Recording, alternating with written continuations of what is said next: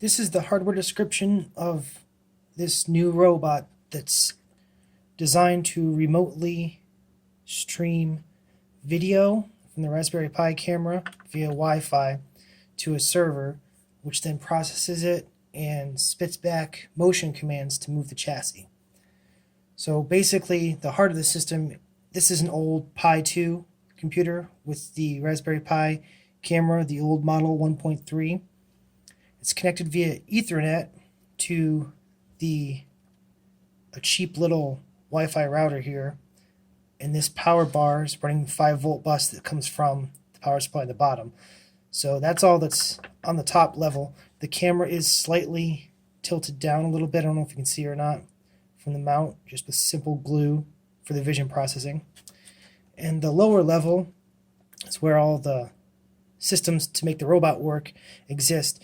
That's an Arduino Uno with the retail motor shield. It's an older one. It's got a very basic two-wheel drive system with a third wheel unpowered caster. In the back is a battery bank for 4 18650 cells. The ones I have, I got a long time ago. It's rated at 2500 milliamp hours.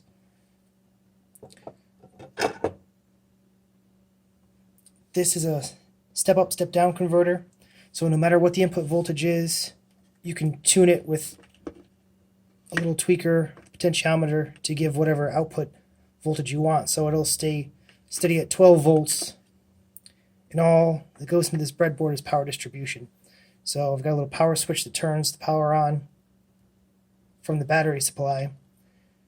And we've got 12 volts going to the motors, or via the motor shield, I should say, over here.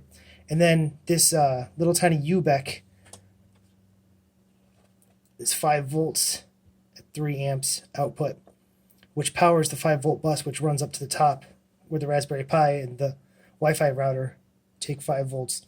And this big, ugly USB cable here is connecting the Arduino to the Raspberry Pi, which provides its serial communication as well as its 5-volt power.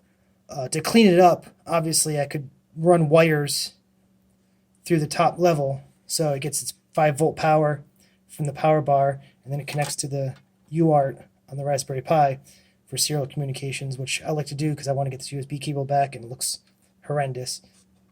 But simply stated, all it does is it streams video from the Pi camera over the Wi-Fi router connection.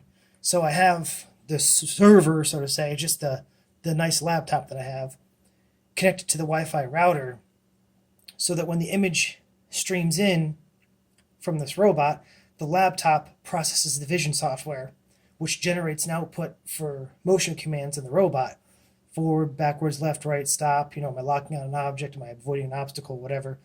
And that command is sent from the laptop back through the Wi-Fi connection to the Pi, and the Pi just forwards it via the USB serial connection to the Arduino, and the Arduino executes the command set. The reason for this is that the battery supply required to move this robot is really efficient. The test I've done is it just spins in a circle constantly while it streams the video, and my laptop processes the software. It just doesn't spit back commands, but the commands take nothing to process anyway. And it runs for well over 2 hours at 100% load. It's also very lightweight because it doesn't require any heavy components to do hardcore processing. And the reason why this battery pack on the back is offset, and there's another little piece of Velcro here, is that the idea is I can just add another one next to it and put them in parallel so that I can twice increase my capacity runtime if so needed. But the 18650 cells are so affordable and lightweight that it makes sense that this guy can run for a long time, where assuming the laptop is connected to a permanent power source or a long duration power source to provide the processing, which is not that big of a deal. This is in contrast to the last Vision robot, which all the videos are about, where it actually has on board a full desktop mini ITX. I think it was a Core i5 based x86 computer.